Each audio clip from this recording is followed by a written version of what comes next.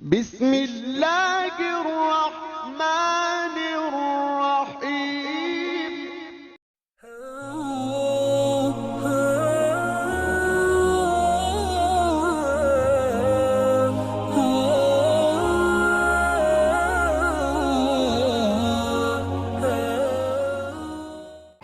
نحمده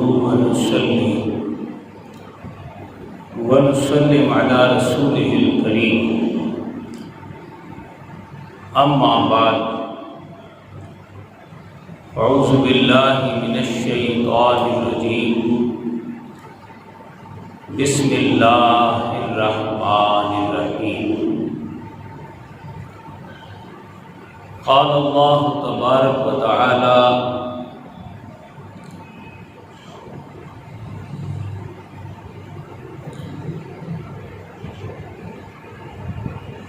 یحسبون کل صیحۃ علیہم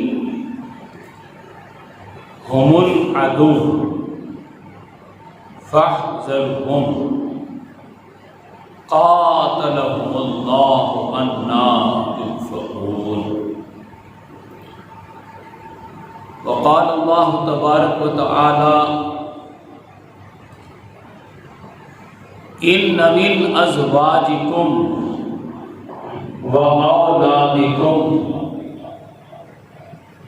عَدُوًّا لَكُمْ فَاحْذَرُوهُمْ۔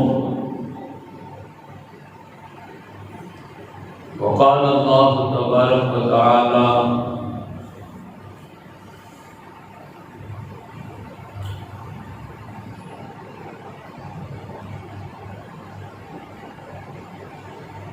هو الذی ارسل رسوله بالهدى ودین الحق لیظہرہ علی الدین کلہ وکفی باللہ شہیدا۔ محمد رسول اللہ والذین معہ اشداء علی الکفار رحماء بینہم۔ صدق اللہ العظیم وصدق رسولہ النبی الکریم الامین۔ انتہائی قابل صد احترام محترم معزز سامعین و حاضرین،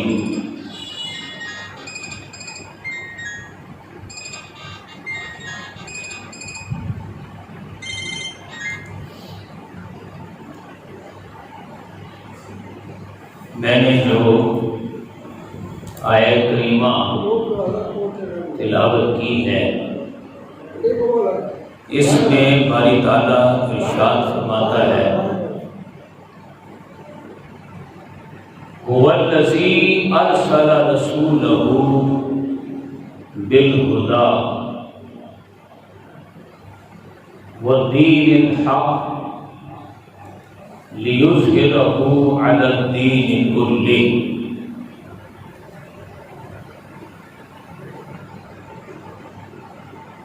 وہی اللہ ہے جس نے بھیجا اپنے رسول کو، اپنے محبوب کو، الہدی قرآن ودین الحق، اور قرآن پر مبنی دین حق یعنی نظام زندگی، وہ دے کر اللہ نے بھیجا ہے۔ لیظہرہ، تاکہ آپ اللہ کے اس قرآن کو اور قرآن پر مبنی نظام زندگی کو علی الدین کلہ، پورے کے پورے نظام زندگی پر غالب کر دیں۔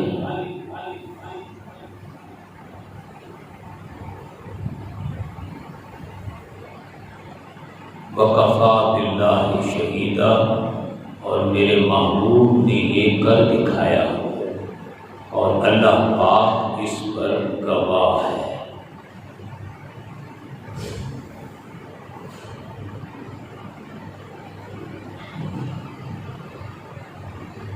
یہ آیہ مبارکہ بالخصوص نبی اکرم صلی اللہ علیہ وسلم کی نبوت و رسالت کا مقصد واضح کر رہی ہے۔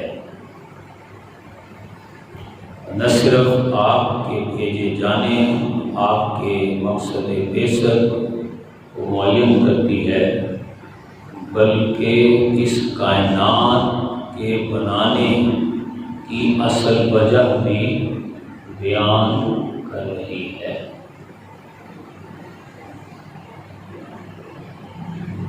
آپ نے یہ مقصد کیسے اچیو کیا؟ اللہ کے دین حق کو پورے کے پورے نظام زندگی پر غالب کرنے کا یہ آبجیکٹو، یہ مقصد کیسے حاصل کیا، اس کے بارے میں یہی آیت مبارکہ قرآن حکیم میں اس مقام کے علاوہ دو جگہ اور بھی ریپیٹ ہوتی ہے۔ ایک جگہ فرمایا جاتا ہے وَلَوْ كَرِهَ الْكَافِرُونَ، اس راستے میں کافروں نے بڑی مخالفت کی، آپ ان کی مخالفت کا مقابلہ کرنے پر ڈٹ گئے، آپ نے ان کی مخالفت کے باوجود پیش قدمی جاری رکھی۔ ایک تو کافروں کی طرف سے مخالفت ہوئی، دوسرا فرمایا اللہ پاک نے وَلَوْ كَرِهَ الْمُشْرِكُونَ، مشرکوں نے بڑی مخالفت کی، انہوں نے اپنی ایڑی چوٹی کا زور لگایا، لیکن اللہ پاک فرماتا ہے میرے محبوب نے پیش قدمی جاری رکھی۔ کافروں کی مخالفت ہو یا مشرکوں کی، کسی کو خاطر میں نہ لاتے ہوئے انہوں نے تو سمجھا تھا لِيُطْفِئُوا نُورَ اللَّهِ بِأَفْوَاهِهِمْ، ہم اپنے منہ کی پھونکوں سے ہی اس چراغ کو بجھا دیں گے، وَاللَّهُ مُتِمُّ نُورِهِ، انہیں نہیں معلوم تھا کہ اللہ اپنے اس نور کو منور کر کے رہے گا، اپنے محبوب کے نور سے، اپنے قرآن کے نور سے، اپنے دین حق کے نور سے اس کائنات کو منور کر کے رہے گا۔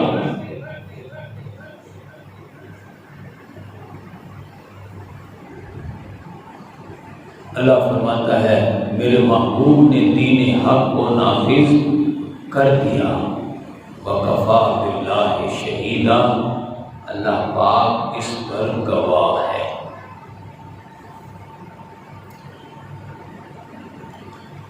دین اسلام کو برپا کرنے میں جو کفر اور شرک کا کی جو مخالفت کا بھی ذکر ہوا ہے، اس سے حقیقتاً مراد ایک دو مکہ والے ہیں جو کہ مشرک ہیں، انہوں نے مخالفت کی اور علل اعلان کی، ڈنکے کی چوٹ پر کی، تھے سگے، تھے اپنے، لیکن جانی دشمن بنے، خون کے پیاسے بنے، اور اس میں کوئی انہوں نے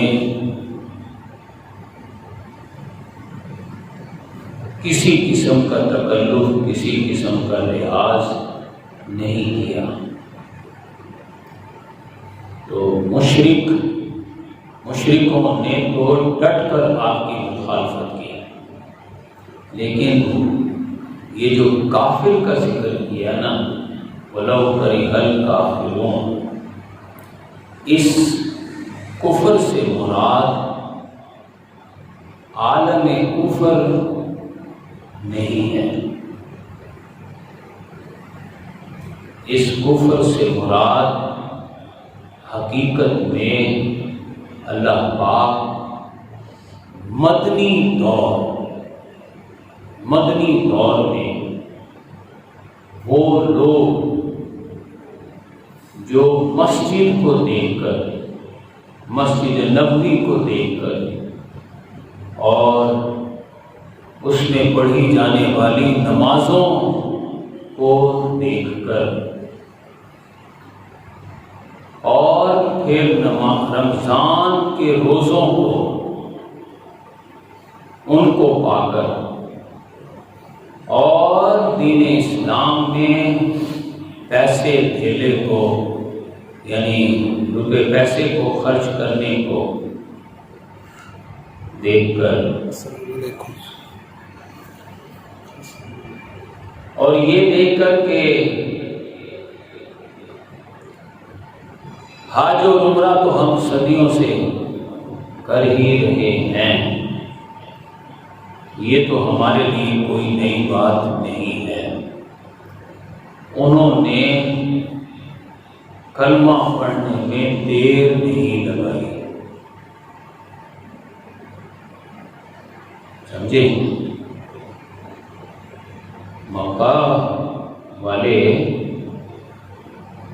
مکہ والوں سے مراد خاص طور پر بڑے صاحب حیثیت لوگ، سردار، کھاتے پیتے لوگ، جن کا اس ظالمانہ نظام سے مفاد وابستہ تھا،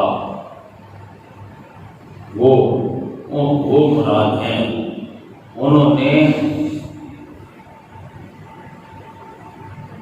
ڈٹ کے مخالفت کی، جس کو قرآن کہہ رہا ہے وَلَوْ كَرِهَ الْمُشْرِكُونَ۔ لیکن مدینہ والوں نے آپ کی مخالفت نہیں کی، بڑے جو دنیا دار ہیں انہوں نے فوراً کلمہ پڑھ لیا،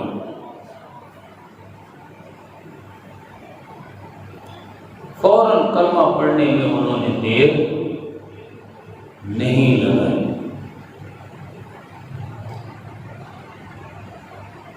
وہاں پر مدینہ کے بڑے 2 ہی قبیلے ہیں، مدینے میں، مکہ میں تو 13 قبیلے ہیں چھوٹے بڑے، لیکن مدینے میں صرف 2 ہی قبیلے ہیں، اوس اور خزرج۔ دونوں قبیلوں کے بڑے سرداروں نے دیر نہیں لگائی، فوراً آ کے کلمہ پڑھ لیا۔ جب سرداروں نے پڑھ لیا تو دوسروں نے خطبہ خودی دیکھا دیکھی سب نے ہی کلمہ پڑھ لیا۔ مدینے میں تیسری قوت پیسے کے اعتبار سے بہت اہمیت، وہ ہے یہودی۔ حضور کی آمد سے مدینہ میں یا دنیا میں تشریف آوری کی آمد سے انہوں نے کوئی ہزاروں سال پہلے تورات اور انجیل میں، تورات میں خاص طور پر انہوں نے حضور کی آمد کی خوشخبریاں پڑھ لی۔ حضرت عیسیٰ علیہ السلام کی تو شناخت ہی یہ ہے، مصدقاً و مبشراً۔ حضرت عیسیٰ تورات کی تصدیق کرنے والے اور حضور کی بشارت دینے والے، ان کی تو پہچان ہی یہ ہے کہ وہ آئے ہی حضور کی آمد کی بشارت دینے والے بن کر۔ یہ 1000 سال پہلے ہی یہودی آ کر آباد ہو گئے تھے مدینہ میں، کہ انہوں نے اپنی کتابوں میں پڑھ لیا تھا کہ آخری نبوت کا ظہور مدینے کی جو کھجوروں والی سرزمین ہے یہاں سے ظہور ہوگا۔ انہوں نے کہا ہم ہی چل کر وہاں بس جاتے ہیں، ہم میں سے ہی آخری نبوت کا ظہور ہو جائے گا۔ اور یاد رکھیں مدینہ والوں کے ایمان میں سبقت کی وجہ بھی یہی ہے، کیونکہ یہ مدینہ میں آئے ہوئے باہر سے جو یہودی ہیں یہ ان کے پیسے والے ہیں، یہ بہت بڑے فنکار ہیں، مہاجر ہیں، یہ پیسے کا کاروبار کرنے والے لوگ ہیں۔ انہوں نے اوس و خزرج مدینے کے ارد گرد آ کر اپنے بڑے بڑے قلعے بنا لیے تھے، اور اس میں یہ اپنے جتھوں، اپنے لشکر کے ساتھ، اپنی دولت کے ساتھ رہتے تھے۔ تو مدینے کے جو بڑے دو قبیلوں کے بڑے سردار ان سے فصل کے دنوں میں ان سے پیسہ لے لیتے تھے، اور بعد میں بدماشی جما کر پیسہ پونا پونا واپس کرتے کہتے دبا جاؤ یہاں سے، اصل کو تو ہم نہیں آنتے، تم نے رہنا ہے یا جانا ہے۔ تو اس وقت یہودی انہیں ڈراتے تھے کہ آج تو تم ہمارا پیسہ مار لو، ہمارا حق مار لو، لیکن یاد رکھو آخری نبوت کا ظہور ہونے والا ہے، آخری نبی آنے والے ہیں، ہم ان کے ساتھ مل کر یہ سارے بدلے تم سے لے لیں گے۔ وہ صدیوں سے، کم از کم 1000 سال سے وہ خوف یہ مدینہ والوں کے ذہن میں بیٹھا ہوا تھا۔ تبھی تو ایسا ہوا کہ سن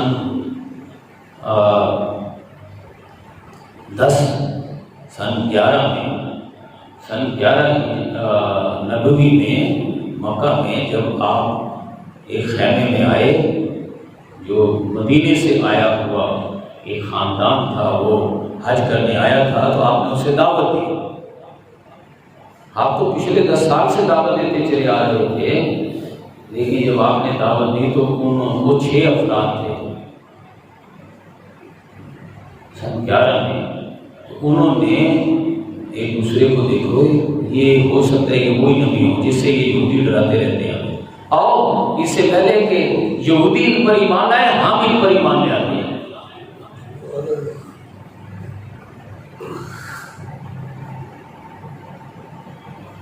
سن 12 میں پھر وہ اپنے ساتھ 12 افراد کو لے آئے اور انہوں نے کلمہ پڑھا، سمجھایا بجھایا کہ یہ یہودی جس نبی سے ہمیں ڈراتے پھرتے ہیں وہ نبی تو مکہ میں آپ موجود ہوئے ہیں، تو چلو آؤ ہم ان پر ایمان لے آتے ہیں، ورنہ یہ 1000 سالہ پچھلی جو ہے نا یہ سارے بدلے لیں گے ہم سے۔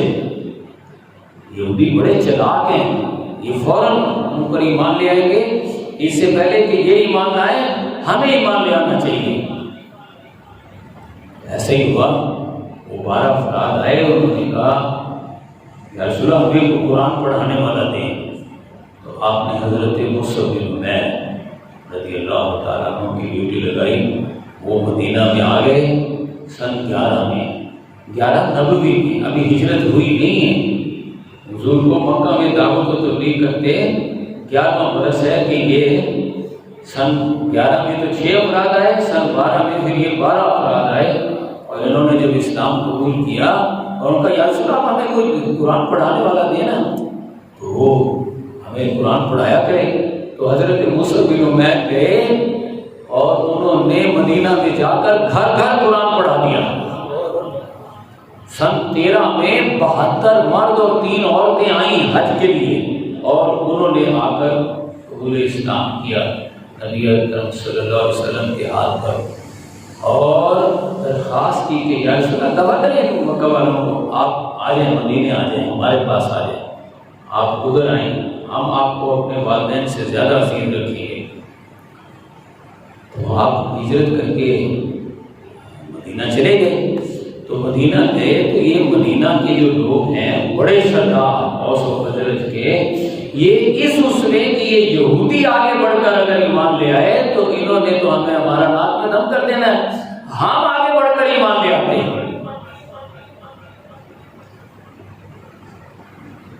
اور آگے بڑھ کے ایمان لے آئے۔ آپ مدینہ میں آ گئے اور مسجد نبی بن گئی۔ مسجد تو ورنہ نمازیں پڑھنا تو بڑا آسان سا کام تھا.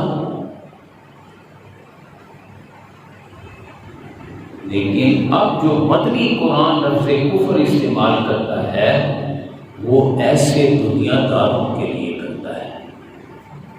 ذالک بانہم آمنوا، یہ ایمان تو لائے ہیں، ثم کفروا، پھر انہوں نے کفر بھی کیا ہے. وہ جو بڑا تھا ان میں سب سے بڑا گرو، بڑے سردار، بڑے قبیلے کا بڑا سردار، وہ سب سے بڑا منافق تھا. اس کے بارے میں قرآن کہتا ہے منہم من یقول، ان میں ایک ان کا گرو بھی ہے جو جب باتیں سنتا ہے نا حضور صلی اللہ علیہ وسلم کی قرآن سنتا ہے، اس میں جہاد کا لفظ آتا ہے، جان و مال سے جہاد. اب جان بھی پیاری ہے نہیں، مال بھی پیارا ہے. تو جب جہاد کی بات آتی ہے تو اس کو آگ لگ جاتی ہے، تو یہ اس سے پھر ناقابل برداشت ہو جاتی ہے. یہ بھائی اٹھ کھڑا ہوتا ہے، مسجد میں بیٹھا ہے، نماز میں سب سے بڑا پکا، حج میں سب سے بڑا پکا حاجی نمازی سب سے آگے پہلے آ کر بیٹھتا ہے. لیکن جب آپ جاہدوا فی اللہ حق جہادی، جب آپ کہتے ہیں جان و مال سے جہاد کرو جیسا کہ جہاد کرنے کا حق ہے، تو یہ یا سبون کل صیحۃ علیہم، حضور کی یہ جاندار آواز اس کے سینے میں برچھا بن کر پیوست ہو جاتی ہے، اس کو آگ لگ جاتی ہے. تو منہم من یقول، ان میں بڑا گرو ہے وہ کھڑا ہو جاتا ہے، اذن لی یا رسول اللہ، مجھے تو آپ اجازت دیں، میں تو پھٹ جاؤں گا، مجھے تو اجازت دیں، میں تو یہاں سے نکلوں. اذن لی لا تفتینی، آپ مجھے کسی آزمائش میں نہ ڈالیں. اندازہ لگائیں، یہ مکہ کا دنیا دار ہو وہ تو جانی دشمن ہے، یہ مدینے کا جو دنیا دار ہے یہ اندر گھس بیٹھ گیا ہے، یہ اندر گھس آیا ہے، یہ نمازی بن کر، یہ حاجی بن کر اندر آ کر بیٹھ گیا ہے.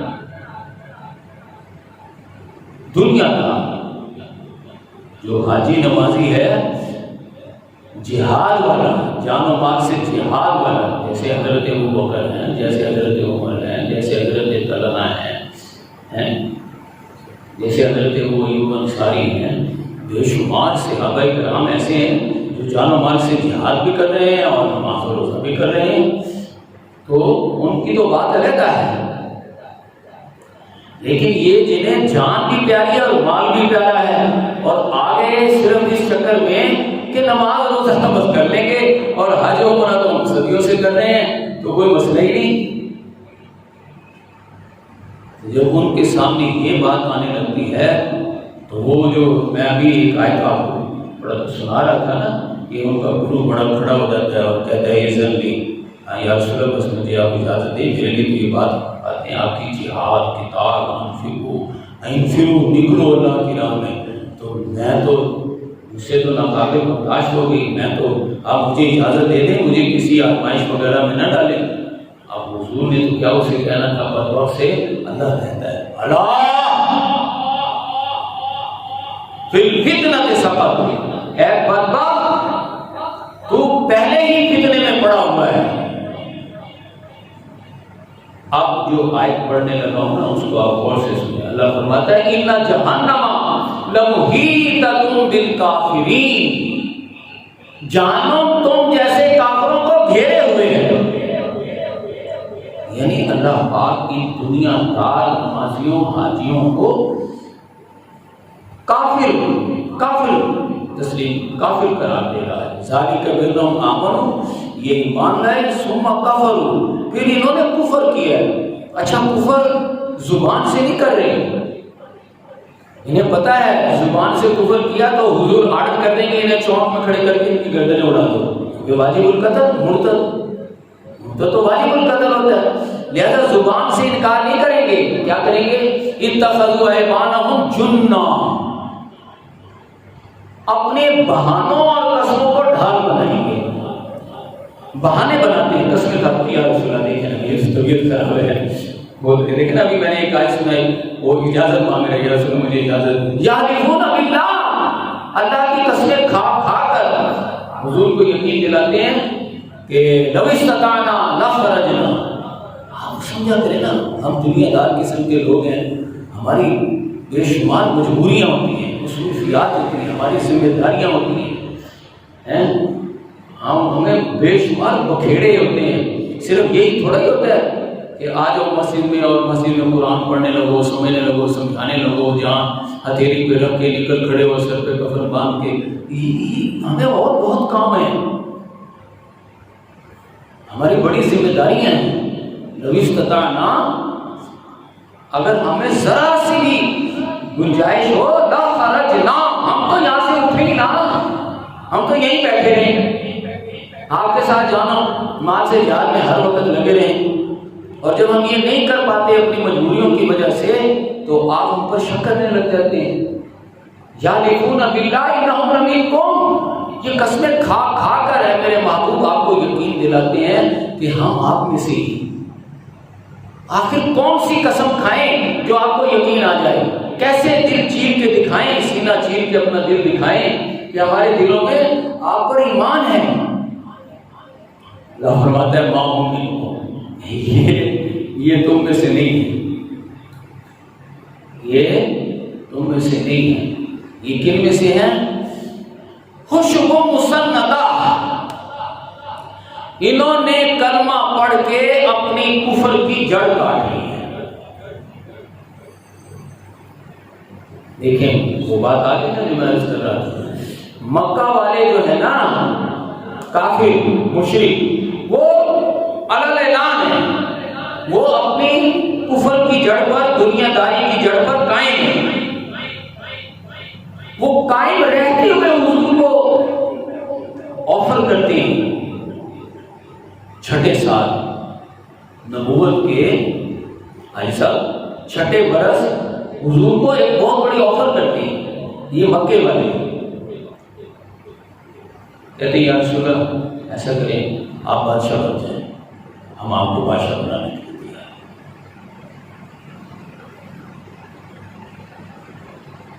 آپ دولت کتنی چاہیے آپ دولت لے لیں.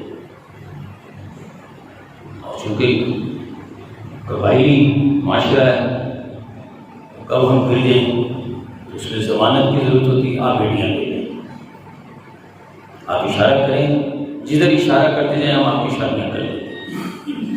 اور کیا چاہیے آپ کو؟ آپ کعبہ سنبھالیں، چاہے بادشاہ بنا رہے ہیں کعبہ سنبھالیں. آپ نماز روزہ حج عمرہ کروائیں، سب کچھ کروائیں، ہمیں کوئی اعتراض نہیں. بس صرف یہ جو عدل اور ظلم کی جو آپ نے رٹ لگائی ہوئی ہے نا، یہ ظلم ہوتا ہے، یہ عدل ہوتا ہے، یہ قتل و غار ہوتا ہے، یہ لوٹ مار ہے، یہ غلام اور آقا، یہ تفریق غلط ہے، یہ بس چھوڑ دینا. ساری دنیا میں ایسے ہی ہوتا ہے. آخر آپ نے بھی دنیا پھری ہے، آپ نے بھی دنیا پھری ہے ساری، تو دنیا میں ایسے ہی ہوتا ہے. بس ذرا ہماری طرف سے صرف نظر کریں، ہم جو کرتے ہیں وہ ہم سے نہ پوچھیں، آپ جو کرتے ہیں ہم آپ کے ساتھ ہیں. آپ آ جائیں. آپ نے فرمایا لیقوم الناس بالقسط، نبی تو آتا ہی انصاف قائم کرنے، تو ظلم ختم کر دو. تمہارا کوئی جھگڑا نہیں، قتل و غارت لوٹ مار بند کرو. کلکم بنو آدم، ہم سب آدم کی اولاد ہو، جو غلام ہے آزاد کر دو. برابری اخوت و بھائی چارے کا نظام قائم کر دو. تمہارا کوئی جھگڑا نہیں. مگر یہی تو ہم آپ سے کہتے ہیں، یہ جو برابری اور یہ مساوات، یہ اخوت، یہ بھائی چارہ، یہ ہم ڈاکو، ہم لٹیرے، یہ مظلوم، یہ غلام، یہ آپ چھوڑ دیں نا. آپ نماز روزے کی طرف آئیں نا، آپ بھاری اٹھنے کی طرف آئیں نا. یہ آپ کروائیں، بلکہ ریاستی مشینی ڈنڈے کے زور پر نمازیں پڑھوائیں، ان سے عمرے وغیرہ کروائیں، آپ کے ساتھ ہیں. یہ آفر تو مکے کے مشرکوں نے بھی آپ کو کر دی تھی، لیکن آپ نے وہ آفر ٹھکرا دی۔ انہوں نے کہا اگر آپ نہیں مانیں گے تو ہم آپ کو پھر قتل کریں آپ کو اور آپ کے ساتھ۔ آپ نے کہا ٹھیک ہے شروع کرو۔ کیا آپ نے فرمایا شروع کرو، ہم قتل ہونے کے لیے تیار ہیں۔ ان بدبختوں نے حضور صلی اللہ علیہ وسلم کو تو شعبہ بنی ہاشم نے قید کر دیا کہ اس کو اگر پہلے کر دیا تو یہ تو حرام بن جائے گا، تو اس کو تو بعد میں کریں گے۔ تو حضور کو پکڑ کے شعبہ بنی ہاشم نے قید کر دیا اور نیچے سے شروع ہوئے۔ جو سب سے کمزور صحابی تھے نا، باہر سے آئے ہوئے گر کر، وہاں کوئی زیادہ نہیں تھا اثر رسوخ، حضرت یاسر، ان کو انہوں نے اعلان کیا کہ ایک دن کا اعلان ہوا، خوب منادی ہوئی مکے میں اور خانہ کعبہ کے باہر ان کو 4 سانڈ اونٹوں سے باندھا اور پرچے اڑا دیے اور لکھ کر لگا دیا خانہ کعبہ میں کہ فلاں فلاں دن فلاں فلاں کو اسی طرح قتل کریں گے۔ حضور صلی اللہ علیہ وسلم نے اپنے ساتھیوں کا قتل ہونا، اپنا قتل ہونا گوارا کر لیا، لیکن خانہ کعبہ میں ایسا نماز روزہ حج عمرہ شروع نہیں کیا جو ظالموں کو سیکیورٹی دیتا ہو، جو ظلم کے خلاف ہو۔ نماز روزہ تو ہے ہی، ذریعہ ہے جان و مال سے جہاد کرتے ہوئے ظالموں کو کیفر کردار پر لٹکانے کا۔ لہذا آپ نے اپنے ساتھیوں کا قتل گوارا کیا، وہ تو اللہ نے صحابہ کرام کو یہاں سے اٹھایا مکے سے اور حبشہ شاہ نجاشی کا سرکاری مہمان بنوا دیا اللہ نے، ورنہ مکے کے لوگ تو گئے وہاں شاہ حبشہ شاہ نجاشی سے، یہ ہمارے بھگوڑے ہیں، انہیں ہمیں واپس کرو۔ انہوں نے کہا چلو تب آ جاؤ، یہ ہمارے مہمان ہیں، یہ جب تک یہاں چاہیں رہ سکتے ہیں۔ لیکن نبی اکرم صلی اللہ علیہ وسلم کو 3 سال تک شعبہ بنی ہاشم نے قید رکھا اور روزانہ یہ آفر ہوتی رہی، آ جاؤ، آؤ نمازیں پڑھاؤ، آؤ روزے رکھواؤ، آؤ حج عمرے کرواؤ، آؤ عالم دین بناؤ، لوگوں کو دین کا کام کرو، ہمارے پیچھے نہ پڑو، یہ ظلم اور عدل اور انصاف یہ چکر ختم کر کے آپ اپنا کام کریں۔ لیکن آپ نے یہ ہیں مکے والے، لیکن مدینے والے، مدینے کے جو دنیا دار ہیں، وہ سب سے بڑے دنیا دار کا ذکر ہم ابھی کر ہی رہے تھے کہ جب آپ دین کی، اسلام کی، قرآن کی، جہاد کی، کیونکہ مسجد نبوی آپ نے بنائی ہے، اس میں نماز کا نظام جو قائم کیا ہے، 5 وقتہ نماز کا نظام، یہ اسٹریٹجی ہے میدان جنگ میں جانے کی، 74 مسلح جنگوں کو لڑنے کی، یہ بیس کیمپ ہے۔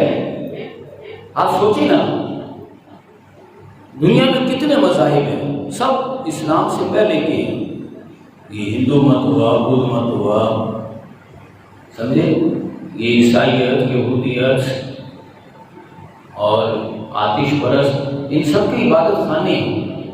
کسی عبادت خانے میں آج تک صف نہیں بنتی، صفیں نہیں بنتی، حالانکہ وہ عبادت خانے ہیں۔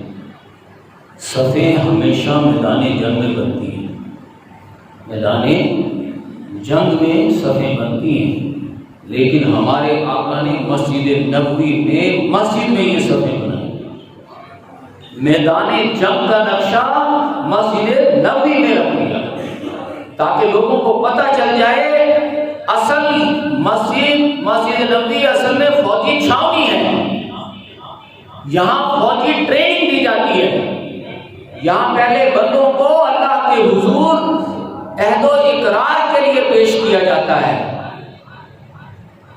پھر اللہ فرماتا ہے جو لوگ مسجدوں میں تو آ جاتے ہیں اور نمازیں وغیرہ پڑھتے ہیں اور یہاں ہی سے ہی واپس اپنے گھروں اور اپنے کاروباروں میں چلے جاتے ہیں، کبر مقتا عند اللہ ان تقولوا ما لا تفعلون لما تقولون ما لا تفعلون۔ ارے کیوں کہتے ہو آ کر نمازوں میں کہ ہم جہاد کریں گے، ہم جان و مال سے لڑیں گے، اور سلام پھیر کے تم واپس چلے جاتے ہو؟ تو ایسے نمازیوں سے اللہ کو سخت نفرت ہے۔ ان اللہ یحب الذین یقاتلون فی سبیلہ صفا کانہم بنیان مرصوص۔ اللہ کو ایسے نمازیوں سے محبت ہے جو میدان جنگ میں صفیں بنا کر سیسہ پلائی ہوئی دیوار ثابت ہوتی ہے ظلم کے خلاف۔ آخر وہ نمازی جو وہاں پڑھتے ہیں، وہاں جب جا کر نمازیں قائم کرتے ہیں، صفیں بناتے ہیں، وہ پہلے مسجد میں صفیں بناتے ہیں، مسجدوں کی نمازوں کو بنیاد بناتے ہیں، دن میں 5 بار اذان ہوتی ہے، بلایا جاتا ہے، پھر قرآن سمجھایا جاتا ہے، پھر اسٹریٹجیز طے ہوتی ہیں، اور پھر یہاں سے اس کو بیس بنایا جاتا ہے میدان جنگ کے لیے۔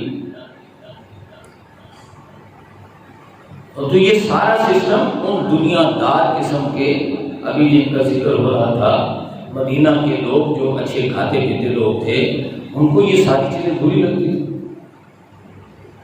لہذا وہ کیا کرتے تھے، یَحْسَبُونَ كُلَّ صَیْحَةٍ عَلَیْہِمْ، ہر جہاد اور قتال کی بات، انفاق مال اور اللہ کی راہ میں نکلنے کی قرآن کی پکار انہیں کھانے کو دوڑتی ہے۔ ہم العدو، اللہ فرماتے ہیں یہی دشمن ہے، فاحذروہم، ان سے بچ کے رہو۔ قاتلہم اللہ، اللہ ان کو قتل کرے۔ انا یؤفکون، کہاں سے یہ بہکائے جاتے ہیں؟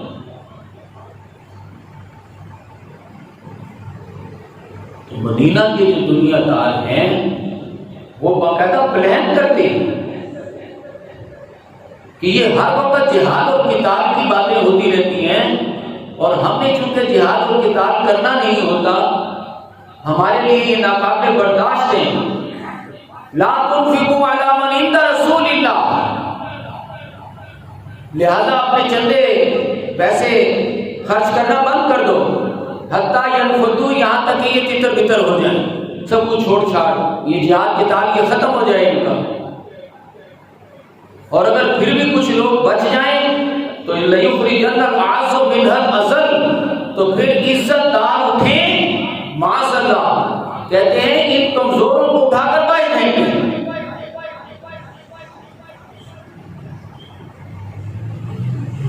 یہ کلمہ وہ نمازی حاجی، دنیا دار، بے جہادی دنیا دار حضور کے دور کے اس قسم کے ہیں، ان کے لیے اللہ پاک کفر کا لفظ استعمال کر رہا ہے۔ ذالک بانہم آمنوا، یہ وہ لوگ ہیں جو ایمان تو لائے لیکن ثم کفروا، پھر انہوں نے کفر کیا ہے۔ کیوں ہے؟ کیونکہ شہادت غرورا، ان کے نزدیک جام شہادت نوش کرنا سب سے بڑا دھوکہ ہے، کیونکہ ان کو جان پیاری ہے۔ بندہ مومن کو بھی جان پیاری ہے، لیکن وہ جان اللہ کی بارگاہ میں جام شہادت نوش کرتے ہوئے پیش کرنا سب سے بڑی کامیابی سمجھتا ہے۔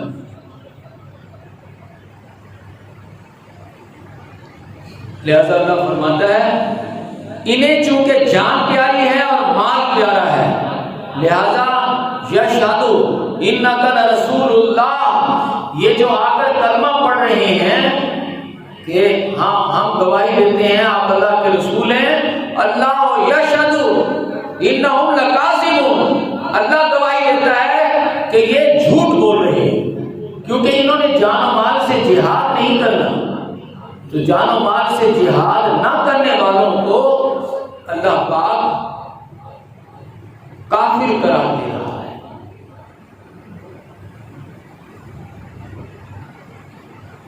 ایک دشمن تو یہ ہے،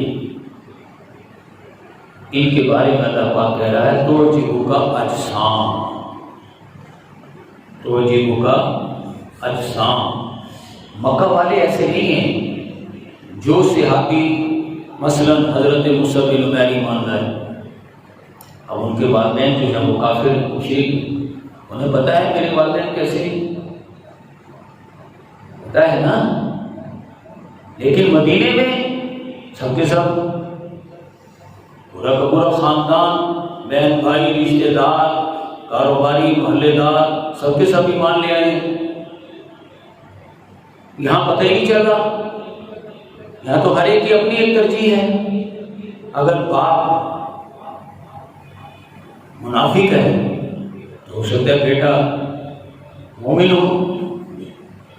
منافق کا مطلب جان و مال سے جہاد سے کمی کتراتا ہے، اور بیٹا ذوق و شوق سے آگے آگے جان و مال سے جہاد کر رہا ہے۔ ایسا ہوا نہیں۔ یہی جو آیتیں میں پڑھ رہا ہوں آپ کے سامنے، ان کے مقابلے میں جب یہ بات آئی کہ حضور نے کہا کہ تم نے یہ بکواسیات کی ہیں، کہ نہیں، قسم کھا گئی کہ ہم نے نہیں کی، تو آیت کریمہ نازل ہوئی، ہم الذین یقولون، یا رسول اللہ یہی ہے وہ بلوا جو جنہوں نے یہ بکواسیات کی ہیں۔ تو اسی سب سے بڑے گرو کا بیٹا تلوار نکال لیتا ہے، کہتا ہے باپ اب تو ثابت ہو گیا کہ تم نے یہ بکواسیات کی ہیں، لہذا حضور سے معافی مانگ، ورنہ یہ تلوار چلا کر تیرا سر گردن سے اڑا دوں گا۔ باپ اگر منافق ہے یعنی بے جہادی ہے تو بیٹا جہاد والا ہے۔ تو مدینے میں تو سب ملا جلا معاملہ چل رہا ہے، لہذا آئیے دیکھیں کہ اللہ پاک فرماتا ہے احسب الناس، لوگوں میں سے کچھ وہ بھی ہیں ان یقولوا آمنا، جو کہتے ہیں کہ ہم ایمان لے آئے، ان یقولوا آمنا وہم لا یفتنون، کیا لوگوں نے سمجھا تھا کہ وہ اتنا کہنے سے کہ ہم ایمان لے آئے ان یترکوا، انہیں چھوڑ دیا جائے گا، ان کا چھٹکارا ہو جائے گا، وہم لا یفتنون، اور انہیں کسی آزمائش میں سے گزرنا نہیں پڑے گا، ایسا نہیں ہے۔ وَلَقَدْ فَتَنَّا، اللہ فرماتا ہے ہم آزماتے ہیں کلمہ پڑھنے والے کو، ہم نے تم سے پہلے بھی جن لوگوں نے جن نبیوں پر کلمہ پڑھا تھا، ہم نے ان سب کو آزمایا ہے، ہم سب کو آزماتے ہیں۔ یہ کیوں آزمائش چلتی ہے کلمہ پڑھنے والوں کے لیے؟ کیا مسئلہ کیا ہے سمجھ لیجیے۔ خاص طور پر نبی اکرم صلی اللہ علیہ وسلم کی امت کے ساتھ یہ معاملہ، اس کو سمجھ لیں۔ اللہ فرماتا ہے انا خلقناکم، ہم نے تمہیں پیدا کیا ہے من ذکر و انثی، ایک مرد اور عورت سے، اس لیے کہ تم ایک بن کے رہو، ایک خاندان کی طرح رہو، ایک دوسرے پر ظلم و ستم مت کرو، قتل و غارت لوٹ مار مت کرو، آپس میں سگے بہن بھائیوں رشتہ داروں کی طرح پوری دنیا کے لوگ رہو۔ لیکن چونکہ صلاحیتیں مختلف ہیں، زیادہ قوت کار، زیادہ فعال لوگ آگے بڑھ کر مسائل پر قبضہ کر لیتے ہیں، خود عیش کرتے ہیں، دوسروں کو درساتے ہیں، یہ ظلم ہے. دیکھیں نا مکے والوں نے 70 سردار ہیں، آقا ہیں، اور باقی سارے 8000 غلام ہیں، باقی عوام الناس کو غلام بنایا ہوا ہے. دھندا ان سے بٹواتے ہیں، عیش کچھ کرتے ہیں. تو یہ ظلم ہے. اللہ فرماتا ہے اس ظلم کے خاتمے کے لیے میں نبیوں کو بھیجتا ہوں. اللہ یستفی من الملائکۃ رسلا ومن الناس.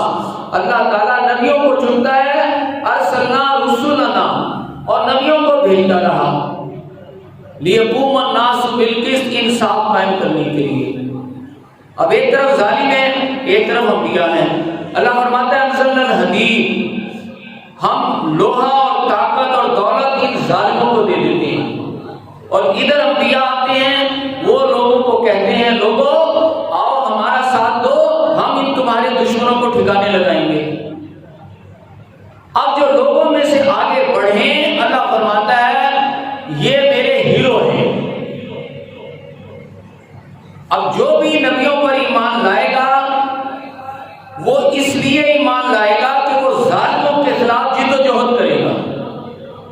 یہ ہے آزمائش کلمہ پڑھنے کی. کچھ سمجھ آئی بات آپ کو؟ احسب الناس ان یترکوا ان یقولوا آمنا، کیا لوگوں نے سمجھا تھا حضور صلی اللہ علیہ وسلم پر ایمان لانے والوں سے اللہ مخاطب ہے. حضرت موسیٰ بن عمیر سے مخاطب ہے، حضرت سعد بن ابی وقاص سے مخاطب ہے، حضرت عثمان غنی سے اللہ پاک مخاطب ہے. سب سے بڑھ کر یہ آیات جس حوالے سے نازل ہوئی ہیں حضرت خباب بن الارد، ان سے اللہ پاک مخاطب ہے. اللہ پوچھ رہا ہے اے میرے نبی کے جانثارو یہ بتاؤ تم نے کیا سمجھ کر کلمہ پڑھا تھا؟ ان یقولوا آمنا ان یترکوا، بس اتنا کہنے سے کہ ہم ایمان لے آئے اور بس معاملہ ختم، چھٹکارا ہو جائے گا؟ نہیں نہیں، وَلَقَدْ فَتَنَّا الَّذِينَ مِن قَبْلِهِمْ، ہم تم سے پہلے لوگوں کو بھی آزماتے ہیں. یہ آزمائش اس لیے ہوتی ہے کہ جو نبیوں پر ایمان لاتے ہیں وہ ظالموں کے خلاف جد و جہد کرتے ہیں. جو ظالموں نے دنیا کو ظلم کا گہوارہ بنایا ہوتا ہے، جہنم بنا دیا ہوتا ہے، اس کو جنت بنانا ہوتا ہے، وہاں عدل قائم کرنا ہوتا ہے. لہذا کلمہ پڑھنا علامت ہی اس بات کی ہے کہ ہم اس دنیا کو اب اللہ کے حکم کے مطابق بدلیں گے، ظالموں کے خلاف جد و جہد کریں گے.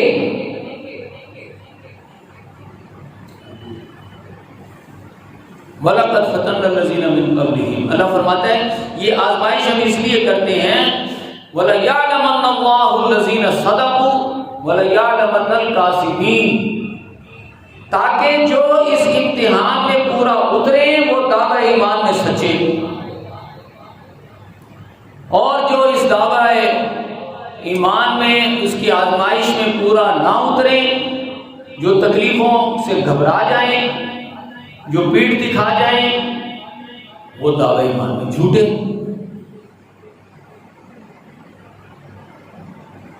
اب یہاں سچے ثابت ہونے سے مراد یہ ہے اللہ پاک نے ہمیں اپنے سے محبت کے لیے پیدا کیا ہے. اس لیے پیدا کیا ہے کہ ہم اللہ سے محبت کریں، لیکن ساتھ ہی اللہ نے ہمیں بھی اپنی 8 محبتوں میں ڈال دیا ہے. جو شخص نبی کی دعوت پر لبیک کہے گا ظالموں سے ٹکرانے کے لیے، وہ اپنی محبتوں کو چھوڑ کر اللہ کی محبت کو ترجیح دے گا. جب وہ اللہ کی محبت کو ترجیح دے گا تو اس کے گھر والے اس کے دشمن ہو جائیں گے. سمجھے؟ اس لیے اللہ پاک فرماتا ہے ان من ازواجکم واولادکم عدو لکم فاحذروہم، تمہاری بیویوں اور اولاد میں تمہارے دشمن ہیں، ان سے بچ کر رہو. لیکن جو لوگ ان کے بھیڑ چڑھ جاتے ہیں، جو نبیوں کی دعوت پر ایمان نہیں لاتے، ظاہر ہے وہی ظالم بن کر سامنے آتے ہیں نا. تو ابھی جو ہم مدینے میں دنیا داروں کا ذکر کر رہے تھے، یہ کون لوگ ہیں؟ اپنی بیوی اور اولاد اپنے ذاتی مفادات کے بھیڑ چڑھے ہوئے لوگ ہیں، ان کو لاکھ سمجھایا جائے دین کا تقاضا یہ ہے، اس کو دین کے تقاضے کو ماننے کی بجائے قرآن اور صاحب قرآن خود حضور کے خلاف جتھا بندی شروع کر دیتے ہیں، بجائے یہ بات ماننے کے کہ ہاں اللہ کی ڈیمانڈ ہے، اللہ کا تقاضا ہے، قرآن کا ہے، اللہ کا حکم ہے، ہمیں اپنی اصلاح کرنی چاہیے۔ اپنی اصلاح کرنے کی بجائے کہتے ہیں یہ جہاد اور کتاب کی بات کیوں ہوتی ہے ہر چیز میں، جو کہ ہمیں بری لگتی ہے۔ ہم سے تو سیدھی سیدھی نماز روزے کرواؤ، حج عمرے کرواؤ، بس کافی ہے۔ یہ بیچ میں جہاد کتاب کے در سے نکل آتا ہے۔ بھائی اللہ کہہ رہے ہیں جاہدوا فی اللہ حق جہادی، جہاد پر اللہ کی راہ میں جیسا کہ جہاد کرنے کا حق ہے۔ اور پہلے تو اللہ نبیوں کو چنتا تھا، وہ اجتباکم، اور اس نے تمہیں چن لیا ہے۔ اب قیامت تک کوئی نبی نہیں آئے گا۔ اب امت مسلمہ کے ہر فرد کی ذمہ داری ہے کہ وہ اس عدل و انصاف کے قیام کے لیے نکلے کہ جس کے لیے انبیاء آ کر بلاتے تھے۔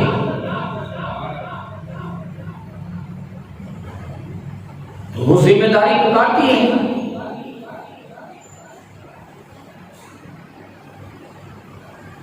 لیکن جن دنیا داروں کو یہ باتیں اچھی نہیں لگتی، ظاہر ہے وہ وہی ہیں جنہیں اپنا جان اور مال پیارا ہے، اپنا مال اور کاروبار پیارا ہے۔ تو اللہ تعالیٰ فرما رہا ہے یہ جو جان و مال جن کو پیارا ہے، ان کو جہاد اور قتال کی باتیں بری لگتی ہیں۔ ہم العدو، یہی دشمن ہے۔ مسلمانوں کو بتایا جا رہا ہے، مومنوں کو یہی دشمن ہے، فاحذروا ان سے بچ کے رہو۔ لہذا ایک دشمن تو گھر میں موجود ہے جو کہتا ہے تم نکلتے ہی کیوں ہو۔ ایک دشمن وہ ہے جو رہتا ہی اپنے گھر والوں کے بھیڑ چڑھا ہوا ہے، کاروبار اور اس میں لگا رہتا ہے۔ ایک وہ دشمن ہے جو سامنے کھڑا ہے۔ مومن کی اصل جہاد ان دو دشمنوں کے درمیان ہوتا ہے۔ یہ وہ جہاد ہے جو بندے کو بندگی سے اٹھا کر اللہ کی مدد کرنے والے کے مقام پر فائز کر دیتا ہے۔ ان کو اللہ کہتا ہے کونوا انصار اللہ، یہ اللہ کی مدد کرنے والے ہیں۔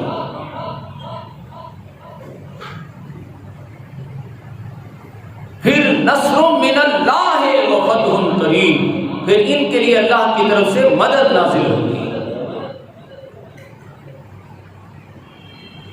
یہ چھوٹے دشمن ہیں، لیکن انہی کے بڑے گرو ہوتے ہیں جو ملکی نظام، اس ظالمانہ نظام کو چلا رہے ہوتے ہیں۔ جب بندہ مومن ان کے خلاف سامنے آتا ہے، ریاست کے سامنے، فوج اور پولیس کے سامنے، یہ جو اندر کے دشمنوں کے خلاف جہاد کرنے والے لوگ جب ریاستی مشینے کے سامنے آتے ہیں تو یہاں پر پھر اللہ کی مدد نازل ہوتی ہے۔ ہم کیوں اس حقیقت کو بھول جاتے ہیں کہ نبی اکرم صلی اللہ علیہ وسلم جو مکہ میں 13 برس جد و جہد کرتے رہے، وہ جد و جہد اس نوعیت کی تھی مکہ میں کہ کوئی گالیاں بھی دے تو جواب میں دعائیں دو، کوئی پتھراؤ بھی کرے تو جواب میں گلدستے پیش کرو۔ لیکن جب آپ ان دو دشمنوں سے گزار کر میدان بدر میں لے آتے ہیں تو یہاں پر پھر کیا ہوتا ہے؟ تتنزل علیہم الملائکہ، پھر فرشتوں کا نزول، پھر اللہ کی طرف سے مدد نازل ہوتی ہے۔ تو آپ 70 سرداروں کا، ان کی فوج کا، 1000 کی فوج کے لشکر کا مقابلہ ایسے افراد سے جو کہ جن کے اکثر کے تو پاؤں میں جوتا بھی نہیں ہے، کسی کے ہاتھ میں تیر ہے تو کمان نہیں، کمان ہے تو تیر نہیں۔ ارے جنہوں نے تو یہ سیکھا ہے کہ یہ آگے سے گالی دے رہا ہے تو اس کو بھی دعائیں دو، آپ ایسے اللہ سے تعلق والوں کو لے کر آئے ہیں تو قالوا ربنا اللہ ثم استقاموا، انہوں نے کہا ہمارا رب اللہ ہے، پھر اللہ والا بن کر دکھا دیا ہے۔ تتنزل علیہم الملائکہ، ان پر فرشتوں کا نزول ہوا ہے۔ انی ممدکم بألف من الملائکہ، اے میرے محبوب ہم آپ کی مدد کر رہے ہیں 1000 فرشتوں سے۔ نبی اکرم صلی اللہ علیہ وسلم نے اپنے 313 ساتھیوں کے ساتھ 1000 فرشتوں کی فوج کے ذریعے ریاست کی طاقت سے ٹکرائے۔ جب ہمارے آقا صلی اللہ علیہ وسلم جو ہمیں دین سکھا رہے ہیں وہ جب ریاست کی طاقت سے ٹکراتے ہیں تو اللہ کی مدد کے ذریعے سے ٹکراتے ہیں۔ لیکن آج ہمارے جیسے لوگ اپنے اندر کا جہاد تو کریں نا، اور باہر کی ریاستی مشینری سے ٹکرانے کے لیے نکل کھڑے ہوں تو یہ اس میں کامیابی کیسے ہو سکتی ہے؟ اللہ پاک ہمیں دین اسلام کی اس فلسفہ جہاد کو سمجھنے کی اور پھر اس پر عمل کرنے کی توفیق عطا فرمائے۔ آمین ثم آمین۔ وما علینا